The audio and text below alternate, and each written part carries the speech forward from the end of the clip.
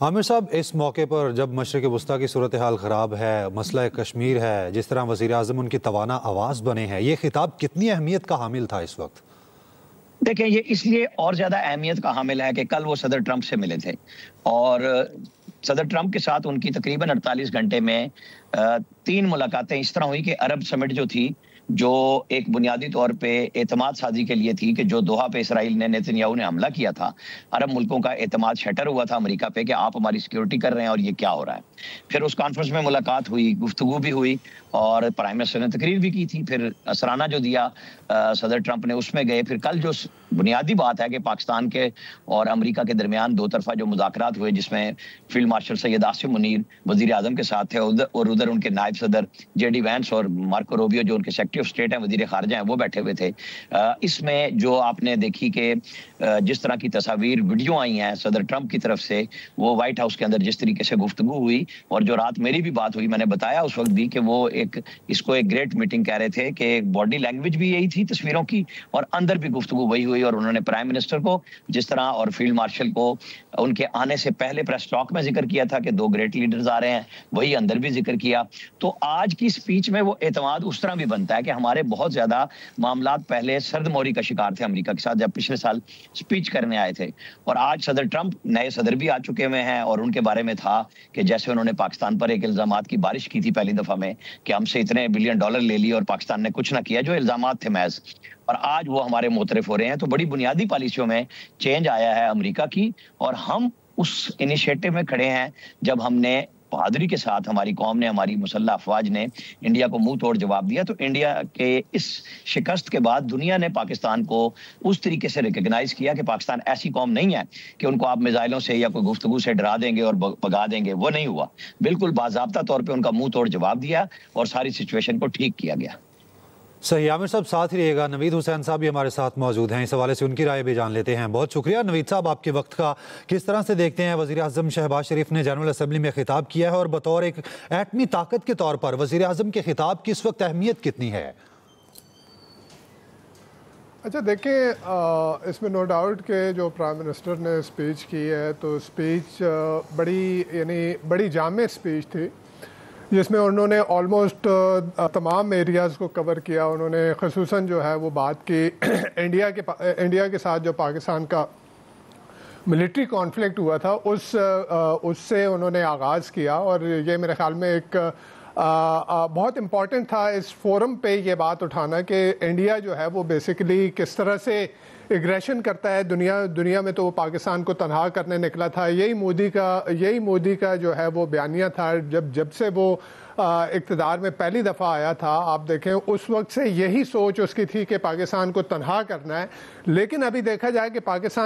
پاکستان نے جس طرح سے ڈپلومیٹک فرنٹ پہ جس طرح کی کامیابیاں پاکستان نے حاصل کی ہیں، حالانکہ دیکھا یہی جا رہا تھا کہ جیسے ٹرمپ اپنی سیکنڈ اسٹنٹ جو ہے سیکنڈ ٹینیور کے لیے آیا، تو پاکستان کے پالیسی سازوں کے اندر بھی اس بات کا ادراک تھا کہ پاکستان شاید ٹرمپ کی پرائیورٹی لسٹ میں کہیں پہ فگر نہیں کرے گا۔ اور ہم نے دیکھا کہ اس وقت جو ہے وہ ٹرمپ کی پہلی ایڈمنسٹریشن میں لیزا کرٹس تھیں، وہ ایک سینئر ایڈمنسٹریشن آفیشل تھیں۔ انہوں نے ایک بات کہی تھی کہ ٹرمپ ایڈمنسٹریشن کے لیے، یعنی سیکنڈ ایڈمنسٹریشن میں جو ہے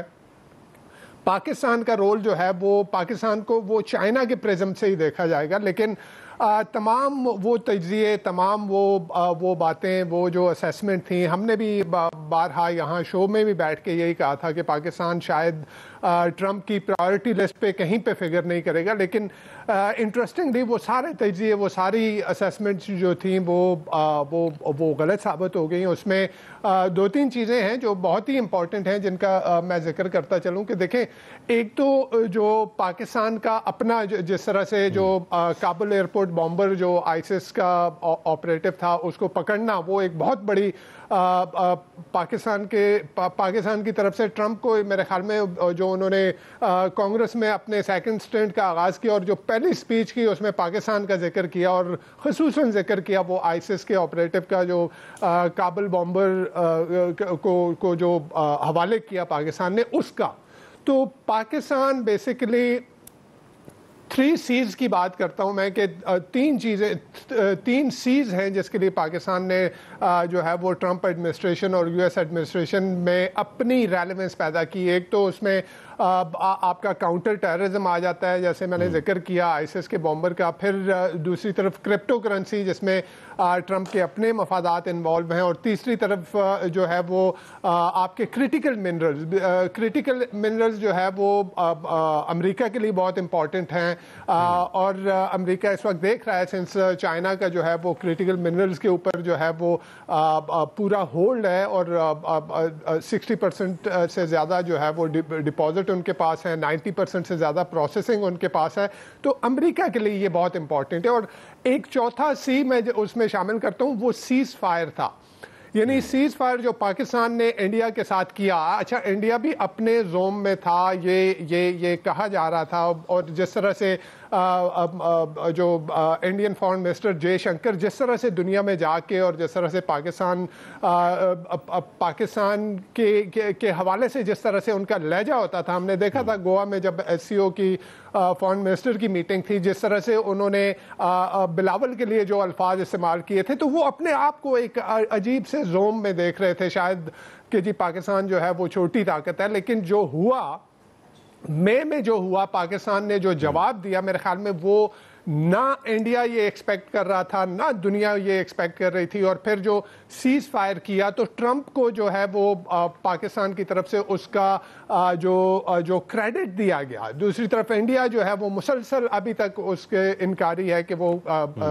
جو ہے وہ ٹرمپ نے رول پلے نہیں کیا, بیکاز وہ تو اگین وہ شملہ معاہدے کی بات کرتا ہے کہ جی 2 طرفہ اور جو ہے بائیلیٹرلی ایشوز ریزالو کیے جائیں گے. تو یہ میرے خیال میں اس نے پاکستان کا قد جو ہے وہ بہت ہی بڑا کر دیا انٹرنیشنلی. اچھا یہ ڈپلومیٹکلی بھی میں ایک بات اور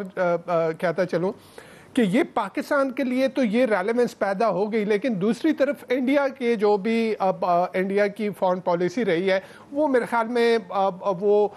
ٹرمپ کے لیے, امریکہ کے لیے, اور خصوصاً میں اوور آل ویسٹ کی بات کروں گا کہ اس کے لیے انڈیا جو ہے وہ ایک ریلائبل پارٹنر کے طور پہ سامنے نہیں آیا. خصوصاً یوکرین کے حوالے سے جو اس کی پالیسی رہی, یوکرین جنگ کے حوالے سے رشیا سے بھی فائدہ اٹھا رہا ہے, وہ امریکہ سے بھی فائدہ اٹھانا چاہ رہا تھا.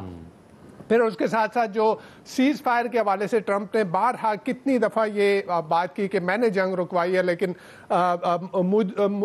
جو انڈیا ہے وہ مسلسل اس بات سے انکاری ہے کہ